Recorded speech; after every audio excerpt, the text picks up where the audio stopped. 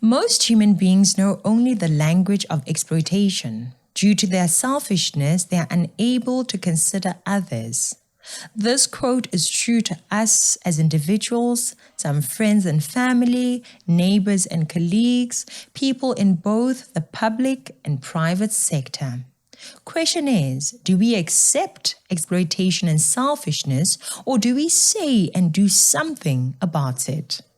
Welcome to Citizen Concerned, where we remind you to beware of the comrades. Before we get into it, please press the subscribe button and the notification bell next to it so that you are notified when we post another video. Imagine this horrible scenario. There's a family with a father and mother and many sons and daughters. The parents are supposed to make sure that there is order in the family. The parents make sure that everyone is treated fairly, making sure that the stronger, bigger children don't bully or abuse or take advantage of the other children, right?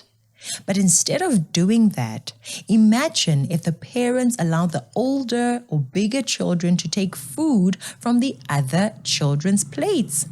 Imagine if the parents allow the biggest children to violate the smaller children. Instead of taking action against those children, the parents simply say, yeah, the bigger children are so terrible.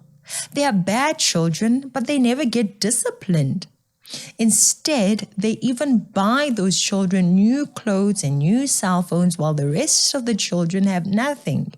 If you were a child in that home, would you blame the children for oppressing the rest of the children, or would you blame the parents? I would blame my parents. They're the ones who are the adults.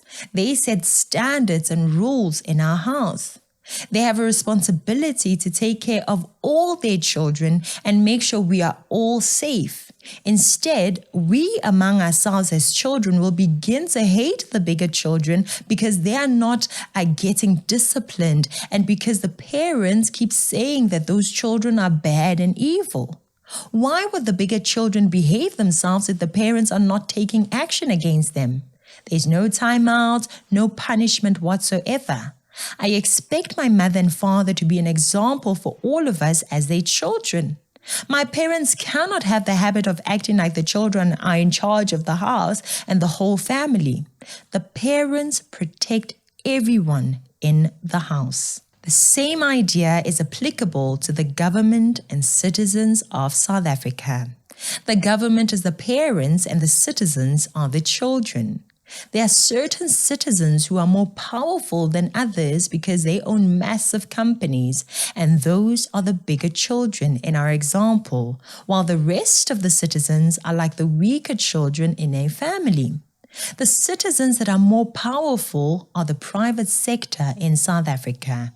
They are strong and possess a lot of influence with the ability to make lives harder or uncomfortable for the rest of the citizens of South Africa.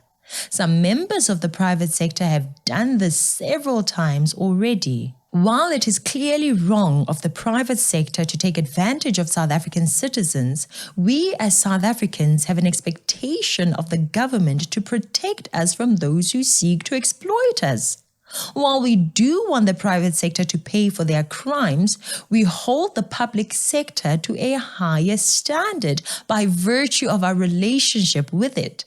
We voted for them to protect us and make sure we are safe from some of the citizens who become too powerful and unfair towards us. So while I read and understand your comments like, why are you focused on the public sector while the private sector also commits fraud?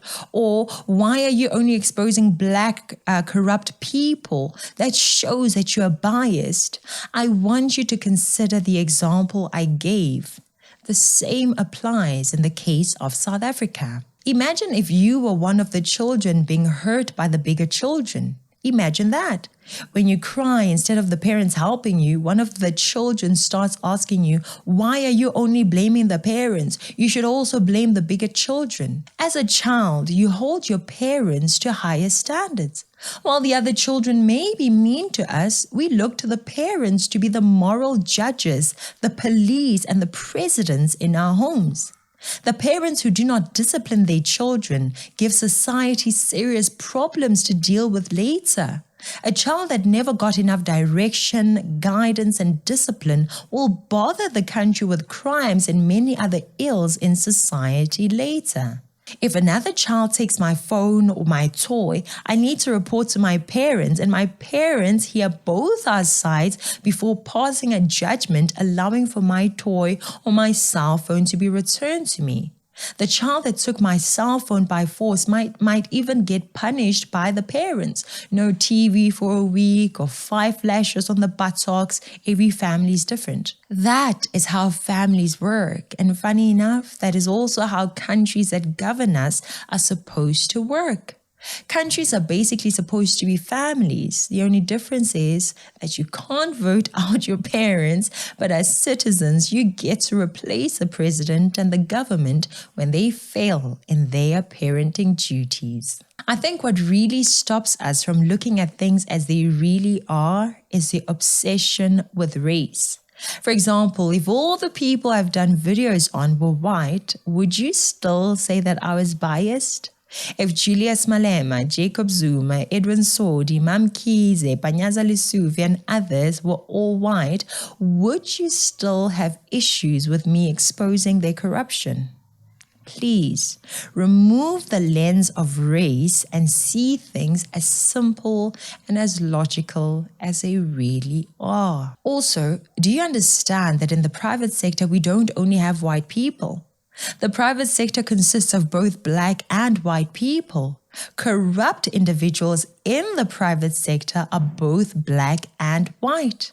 I've not said anything about neither black nor white people in the private sector, but because you view everything from the lens of race, you think private sector corruption equals white people. You listen to Julius Malema too much. Let me address why I have not looked at the private sector much. Because the private sector cannot be corrupt if our government does not permit them to be. The private sector must live by the policies that have been made by the government, who are the parents in South Africa. The private sector cannot establish businesses and operate outside of the laws of South Africa and be allowed to do so by a responsible government. That would be bad parenting. We have politicians telling us about how the private sector is corrupt. My question is, what are the laws for? Why are there no arrests? Why are you not taking them to court? You are in charge of the police, the SIU, the NPA. If you claim that the private sector is so dirty, where is the evidence? Once you have the evidence, then open a case with law enforcement, send the police to arrest them, instruct the SIU to investigate them, and the NPA to persecute them. This story is simply one of 3 things. 1, the private sector is not corrupt, which means you are lying as a government appointees. 2, the private sector is corrupt and you as a government appointees are benefiting from the private sector. Or 3, you are simply incompetent. Either way, sometimes the way in which the private sector exploits South Africans has been made legal by the policies created, implemented, and continued by the government. That means the parents are allowing the bigger kids to abuse the smaller kids. Why are they not changing those policies to stop the private sector's exploitation and selfishness? Personally, I don't take the time to research and report on private sector corruption because I have not given my taxes to the private sector. I've given and continue to give my taxes to the government, and I have an expectation of them to keep my money safe, to use it wisely for my and my country's benefit. If and when they fail to do that, it is my right and responsibility to call them out on that. When they misuse my money, I will not shut up and play dead. Does this mean that the private sector should not be held accountable for their corruption? Absolutely not. They must be held accountable. In the few cases I am aware of, the corrupt individuals in the private sector seem to experience punishment while those in the public sector don't. Zuma is free, Gigaba is free, the Guptas are free, the president is free. Even when the police believe they have evidence to arrest the Speaker of Parliament, they give her room. The rest of us get arrested immediately, but others can avoid getting arrested simply because they are connected. What do I mean?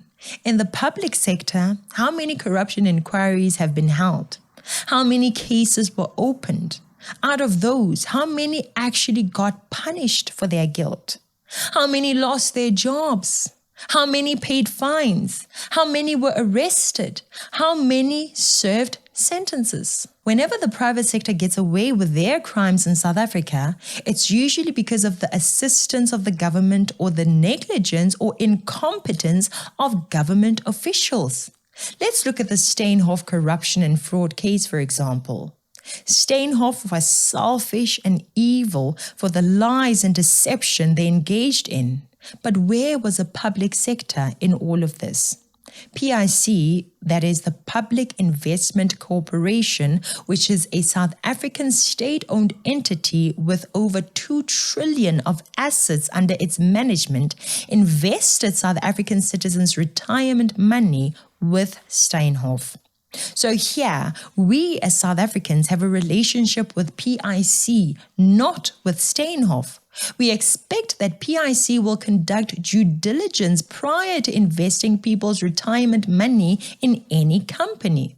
I don't have my retirement in the PIC. I'm not a government employee. But still, government employees must be concerned. One may say that conducting due diligence was hard to do, but JP Morgan analysts identified flaws with Steinhoff in 2007.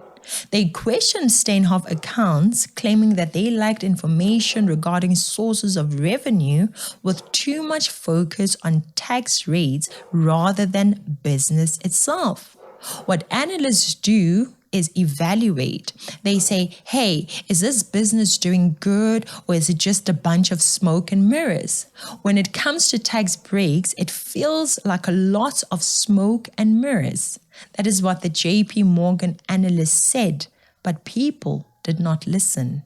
PIC did not listen. My question is, if JP Morgan could identify Steinhoff fraud all those years ago, it shows that they have competent analysts unlike the public sector PIC, which tells me that the public sector does not take our citizens' money seriously enough to see the need to hire the most competent and the most diligent officials and analysts. And if I say something about that, I am anti-black, I am biased, I am letting the private sector, in this case Steinhoff, off the hook. No, my relationship was not with Steinhoff, it was with PIC. Imagine, JP Morgan refused to invest in Steinhoff. Why? Because they saw the rubbish nature of the company. They were presented with sewage and they could smell it. The PIC is the one that was supposed to protect people, to protect government officials of South Africa. But for some reason, I'm supposed to spend my valuable time complaining about Steinhoff and say absolutely nothing about PIC. A few months or years from now, it might even come out that Markus never even died, similar to Gavin Watson, similar to Thabo Bester. At the center of all this is the government. They should verify the deaths of all these criminals. DNA samples and all the forensics should be conducted in all such high-profile cases. But you'll find that even now, they haven't done that. We are being ruled by either imbeciles or dirty, corrupt vultures. Either way, we cannot vote for them.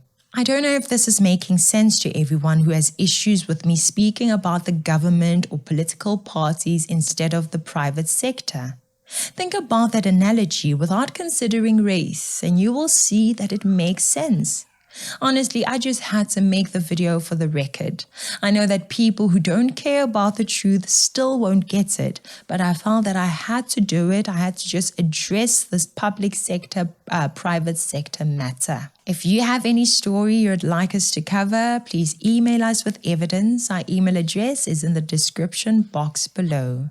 Thank you so much for watching. Please share the link to the video with other citizens, like the video, and subscribe to the channel. I'm Katlego. This is Citizen Concerned, and until next time, beware of the comrades.